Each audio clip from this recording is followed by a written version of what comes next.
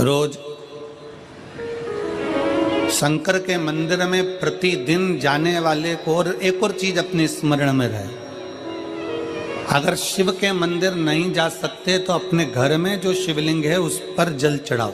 और यदि आप अपने शंकर के घर में शिवलिंग पर भी जल नहीं चढ़ा पा रहे हो तो किसी बेलपत्री का वृक्ष हो, उस वृक्ष के नीचे भी जल चढ़ाओ। और कभी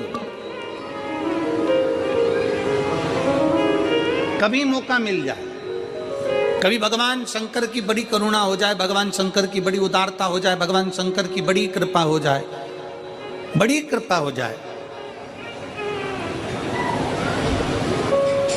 भगवान शंकर जिस दिन तुम्हारे ऊपर बहुत बड़ी कृपा कर दे, किसी सोमवार को 3 नियम बना लो।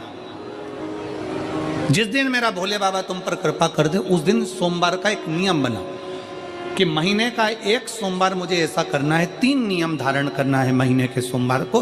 पहला, सुबेरे जाकर शंकर भगवान को 1 लोटा जल चढ़ाना है। दूसरा, दोपहर के समय पर जाकर मुझे बेलपत्री के वृक्ष के नीचे एक चावल का दाना रखकर बेलपत्री की 7, 11, 21, 108, 51 जितनी परिक्रमा आप लगा सकते हो वो लगाना है। और तीसरा, बेलपत्री के वृक्ष के नीचे और शंकर के मंदिर के दरवाजे पर मुझे एक घी का दीपक लगाना है। बस ये 3 नियम जिसने महीने में एक बार ले लिया, समझ लो उसको पीछे हटने की जरूरत ही नहीं, वो आगे ही बढ़े। महीने के किसी एक सोमवार का ऐसा नियम बना लो कि मुझे 3 नियम धारण करना है महीने के किसी भी एक सोमवार को। हम ये नहीं कहेंगे कि तुम सोमवार 5 पढ़ रहे हैं तो 5 को करो, 4 पढ़ रहे हैं तो 4 को करो, 3 पढ़ रहे हैं तो 3 को करो। तुम तो महीने का एक सोमवार का नियम बना। और मेरी जीजियों से, मेरी बेटियों से जो विदेश में रह रही हैं, जो कहीं बाहर रह रही हैं, कहीं बड़े शहर में रह रही हैं, जो रोज मंदिर नहीं जा सकते, हर किसी महीने के एक सोमवार को भी ये नियम निर्धारण थे, तो उनसे कहेंगे कि 3 महीने में एक सोमवार का नियम बना लो। 3 महीने में नहीं बना सकते तो 6 महीने में एक सोमवार का नियम बना लो। और 6 महीने में नहीं बना सकते तो 1 साल में एक सोमवार का ऐसा नियम बना लो कि मैं साल का एक सोमवार ऐसा रहूंगी कि सुबह सोमवार के दिन मंदिर में जाकर जल चढ़ाऊंगी, दोपहर में जाकर बाबा को एक अक्षत का दाना रखकर, अक्षत का मतलब है कि बाबा मेरी दिनों दिन उन्नति करना। बेलपत्री के वृक्ष के नीचे जो अक्षत रखा जाता है वो उन्नति के लिए रखा जाता है। शंकर के शिवलिंग पर जो अक्षत रखा जाता है वो रोग मुक्ति के लिए रखा जाता है। अशोक सुंदरी पर जो अक्षत रखा जाता है वो संतान प्राप्ति के लिए रखा जाता है। षडानंद कार्तिकेय की ओर जो अक्षत रखा जाता है वह हमारे बच्चों की सुख समृद्धि के लिए रखा जाता है। विनायक की ओर, गणेश जी की ओर जो अक्षत रखा जाता है वो हमारे घर में कोई मंगल कार्य आ जाए उसके लिए रखा जाता है। और जो पीठिका होती है जिसपे शिवलिंग रखा होता है, पार्वती जी का हस्तकमल, उस पर अक्षत रखा जाता है तो नारी के अखंड सौभाग्य के लिए रखा जाता है। अक्षत रखने का भी तरीका है। एक चावल का दाना कहाँ रखा जाता है, क्यों रखा जाता है, कैसे रखा। अब कई लोग कहते हैं गुरुजी ये शिव महापुराण में आप ये नियम बताते हो, तरीका बताते हो। हम तो उनसे कहेंगे डॉक्टर के पास जाओगे तो डॉक्टर भी गोली लिखकर ये नहीं कह देगा कि ये सारी गोली एक साथ खा जा। डॉक्टर भी कहेगा ये गोली सुबह खाना है, ये गोली शाम को खाना है, ये गोली दोपहर में खाना, ये गोली भूखे रहकर खाना। बोलो सही है कि गलत है? ये रात्रि को खाना खाने के बाद खा लेना, ये खाना खाने के पहले, ये नाश्ते के पहले। और सुनो, ये दवाई, ये वाली पीछे वाली जो दवाई लो ना इसको दूध से लेना, ये वाली जो दवाई लो ना इसको पानी से लेना। और सुनो, ये डब्बी है इसको पानी में मिलाकर फिर पीना। दवाई लेने का भी तरीका है, उसी तरह शिव महापुराण में एक एक अक्षत का भी तरीका है और एक एक बेलपत्री का भी तरीका है। अब मान लो कई लोग कहते हैं गुरुजी आप ये तरीका बताते हो शिव पुराण के माध्यम से, कई लोगों के मन में संशय जागता है, तो अगर हम एक साथ चावल चढ़ा दे तो उसका क्या तरीका है? तो हमारा निवेदन है डॉक्टर जो दवाई ले एक ही बार में निपटा जाए, एक ही बार में खा ले। दवाई एक बार में पूरी खा गए असर नहीं करेगी, इसमें डॉक्टर का कोई दोष नहीं है। उसने तो बताया था ऐसे लेना, ऐसे लेना। और तुमने, मैं डॉक्टर साहब ने पूछा दवाई पूरी ली, शाम की दवाई भूल गई थी, सवेरे की दवाई भूल गई थी, ये दवाई भूल गई थी। डॉक्टर कहेगा हमने तो नियम बताया तब तुमने नहीं खाई, तो असर कहाँ से करेगी? तुम असर कब करती है? जब हम पूजन के तरीके को जान जाएं, जब हम अर्चना के तरीके को जाएं। आप साल भर का एक सोमवार निकाल लो, 6 महीने का एक सोमवार निकाल लो, 3 महीने का एक सोमवार निकाल लो, महीने का एक सोमवार निकाल लो, अपने से दिल में बन जाए तो एक सोमवार ऐसा निकालो जिसके 3 नियम धारण हो। पहला, उसी सोमवार जिसको कर रहे हो उस दिन सुबह जल चढ़ाना। दूसरे, दोपहर के समय पर जाकर बेलपत्री के वृक्ष के नीचे एक चावल का दाना रखना और परिक्रमा बेलपत्र की जितनी तुमसे बन जाए, जितनी तुम्हारे शरीर की कैपेसिटी हो, जितना तुम्हारा शरीर चलते बन जाए। हम तो ये भी नहीं कहते कि तुम भूखे रहकर भगवान का भजन करो, हम कभी नहीं कहते। हम तो यहां तक कहते हैं, हमारे पुष्टि मार्ग में यहां तक कहा गया कि वल्लभ कुल की एकादशी करो, भले बकरी जैसे चरो पर एकादशी करो। हम तो यहां तक कहते हैं कि बहुत समय से कल मेरी एकादशी है, एकादशी है, एकादशी है, एकादशी है, पूरे घर को हिलाकर रख दिया, एकादशी है, एकादशी, एकादशी है। बहू टेंशन में, बेटा डिप्रेशन में, पति पपीता ला ला के, सेव फल ला ला के, मूंगफली का दाना ला ला के, काजू कतली ला ला के, सेव फल ला ला के, और सारा सामान, साबूदाना और खिचड़ी और ना चिप्स ना जाने क्या क्या ला ला के, बेचारा पति एकादशी आती है वो नौमी से चिंता में पड़ जाता है।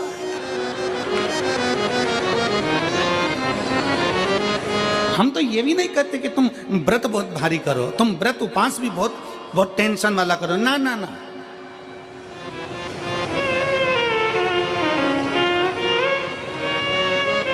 अपने को व्रत उपास भी इतना बहुत बहुत भूखे रह रहे हो, बहुत प्यासे रह रहे हो, और मालूम पड़े कि भगवान हमें मिलेगा, भगवान हमें मिलेगा। भगवान कहता है कि देख भाई, मैं भी भूखा नहीं रहता, तू भी भूखा मत रहे, मैं भी चकाचक रहता हूँ, तू भी चकाचक रहे, मैं भी अपने। और भगवान शंकर तो ये भी कहते हैं कि अपना परिवार भी मत छोड़ो। मेरे पास में पार्वती भी, एक ही देवता है जो विद फैमिली मंदिर में बैठता है। शंकर जी हैं तो पार्वती जी है, तो गणेश जी हैं, तो कार्तिकेय जी हैं, तो नंदी है, सब मंदिर के अंदर चाहिए। शंकर भगवान अपने पूरे परिवार के साथ। शंकर जी तो ये कहते हैं अकेले तुम क्यों रहते हो। शिव जी की एक बात अपने ध्यान में रखना, कितनी सुंदर बात है शंकर भगवान की, बहुत ध्यान में रखिएगा। आप जौहरी नहीं हो, हीरे को नहीं परख सकते। हम भी जौहरी नहीं है, हम हीरा को नहीं समझ सकते।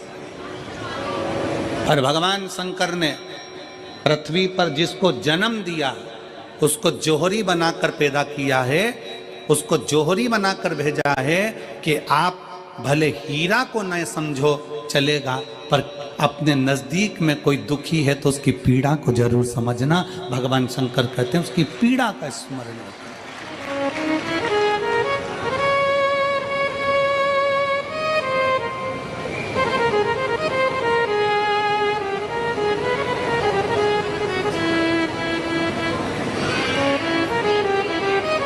हीरा को समझो ना समझो, पर पीड़ा को जरूर समझिए। किसी के दर्द को जरूर समझिए, किसी के दुख को जरूर समझिए, किसी की तकलीफों को जरूर समझिए। पशुपतिनाथ का व्रत करते हो आप, 16 सोमवार का व्रत करते हो आप, संकट सोमवार का व्रत करते हो आप, शिवरात्रि का व्रत करते हो, सोमवार की अष्टमी का व्रत करते हो। उन व्रतों में सारे व्रत करो, मना नहीं है, पर उस व्रत में अपना पूर्ण समर्पण परमात्मा के प्रति रखो। केवल खाना छोड़ा है, अन्न छोड़ा है, भोजन छोड़ा है, और दिन में सुबह से लेकर शाम तक 2-3 बार तुमने कुछ ना कुछ पाया है, वो व्रत हो सकता है आपकी दृष्टि में, पर हमारी दृष्टि में व्रत कौन सा है। शिव महापुराण की कथा कहती है कि सुबेरे आपका व्रत चालू हुआ, दूसरे दिन ब्रह्म मुहूर्त तक जो आपका व्रत आपने रखा है, भगवान का जो व्रत कर रहे हो, उस व्रत में एक बात अपने अंदर उतार कर रखो कि इस दिन मैं अपने मोबाइल का त्याग करती हूँ, पूरे दिन मैं मैसेज नहीं पढ़ूंगी, मैं देखूंगी नहीं, मैं अपशब्द नहीं कहूंगी, मैं जानूंगी नहीं। दूसरा, आज के दिन मेरा व्रत है, आज 1 महीने में, 15 दिन में, 2 दिन में, 20 दिन में मैंने अगर किसी से भी अपशब्द कहा होगा, आड़ा टेढ़ा कहा होगा, तो सबसे पहले आज व्रत वाले दिन मैं उसको सॉरी कहूंगी, क्षमा मांगूंगी और अपने हृदय से लगाने का प्रयास करूंगी। व्रत है, व्रत का तीसरा अंश, आज मेरा व्रत है, मैं आज के दिन किसी को भी अपशब्द नहीं बोलूंगी, किसी के लिए आड़ा तड़ा नहीं बोलूंगा। आज जितना बन सकेगा मैं सात्विक जीवन जीऊंगा। चौथा, आज मेरा व्रत है, आज के दिन मैं झूठ नहीं बोलूंगी, ना झूठ बोलूंगा सुबह से लेकर शाम तक। और पांचवा, आज व्रत वाला दिन है, जितना फलार मैं करूंगी उसका पैसा जोड़ूंगी कि 15 रुपए का मैंने साबुदाना खाया, 10 रुपए का बटाटा खाया, ये खाया वो खाया, सारा हिसाब लगाकर 55, 60, 70 रुपए जितने होते हैं उसमें से एक अंश निकालकर मैं उसका एक भाग किसी गौशाला में जाकर गाय को चारा जरूर दूंगी। आपका व्रत, आपकी साधना, आपका तप, आपका बल, आप कैसा कर रहे हैं? केवल भूखे रहने पर भगवत पद की प्राप्ति नहीं होती। शिव महापुराण की कथा कहती है कि भूखे रहने से भगवान की प्राप्ति नहीं होती। शिव पुराण की कथा कहती है भगवान को पाने की भूख बढ़ाने से भगवान की प्राप्ति होती है। भीतर से परमात्मा को पाने की भूख बढ़ाइए, भगवान को पाने की भूख बढ़ाओ भीतर से।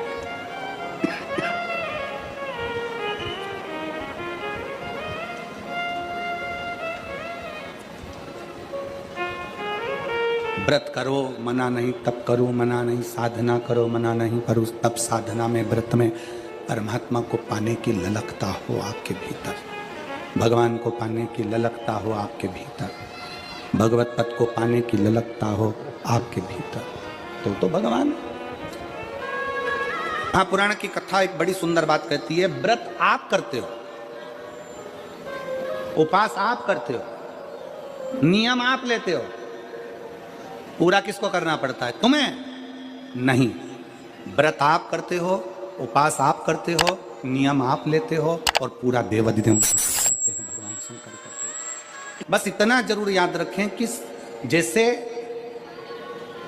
कुछ प्राप्त हो भी गया तो शिव को धन्यवाद देकर शंकर के दरवाजे पर जाते रहना, यह हमारा कर्तव्य है।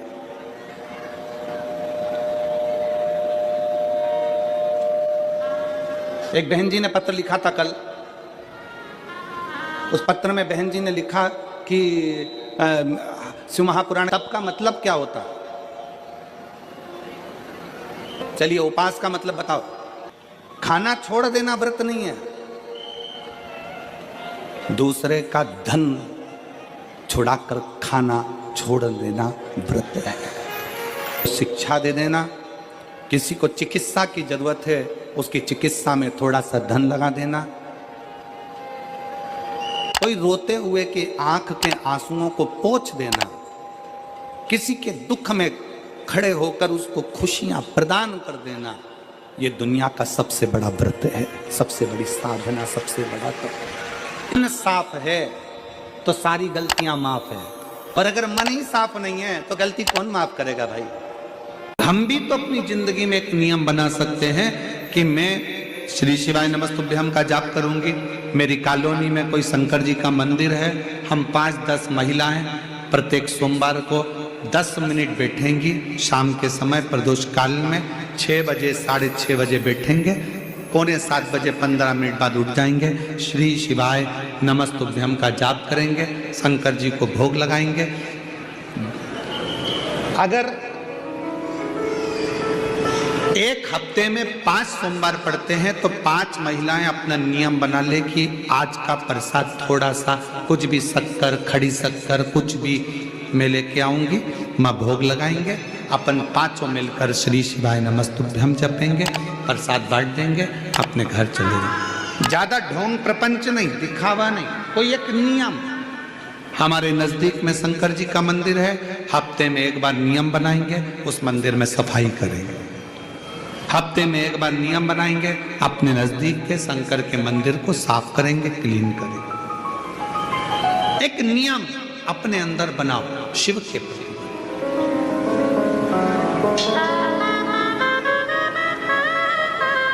अपने भीतर जब हम नियम बना लेते हैं कि श्री शिवाय नमस्तुभ्यम जपना है, शिव को एक लोटा जल चढ़ाना है, शंकर की आराधना करना है, तो शिव हमारे लिए भी कोई ना कोई नियम जरूर बनाते हैं और हमारा कल्याण जरूर करते हैं। एक नियम बना, इस कथा को सुना, तुम्हारे पति को फल प्राप्त हो।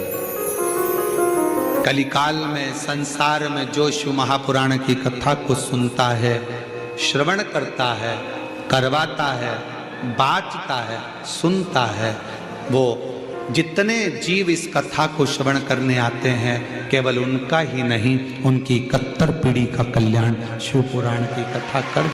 लंबी बाती का प्रमाण अलग होता है। लंबी बाती क्यों लगाई जाती है?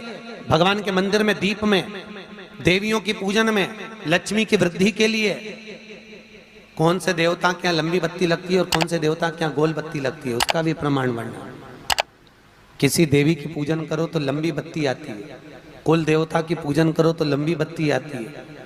किसी मंदिर में किसी देवता को लगाने जाओ तो गोल बत्ती लगती है, उसका भी प्रमाण है। लंबी बत्ती जहाँ लगाई है, अगर लक्ष्मी के सामने लगाई है तो लक्ष्मी की लंबाई बढ़ती है, लक्ष्मी की वृद्धि बढ़ती है। अगर कुल देवता के नाम की लगाई है तो वंश की वृद्धि होती है। इसलिए हमारे यहाँ अमावस्या पूनम को जो पाटे वाटे भराते हैं उसमें गोल बत्ती नहीं लंबी लगाई जाती है, जिससे हमारा वंश बढ़े। नवरात्रि में देवी जी की जो बाती लगाई जाती है वो लंबी लगाई जाती है, गोल नहीं। क्यों? क्योंकि जिससे माँ हम पर कृपा बना कर रखे, हमारा वंश खूब बढ़े, हमारे यहाँ लक्ष्मी की वृद्धि हो। स्थिर बाती, गोल बाती लगाई जाती है ब्रह्मा के मंदिर में, इंद्र के मंदिर में, देवता के मंदिर में। तुलसी के सम्मुख में लंबी बाती नहीं लगती, तुलसी के सम्मुख में गोल बाती लगाई जाती है महाराज, जिससे स्थिरता का भाव केंद्रित हो। स्थिर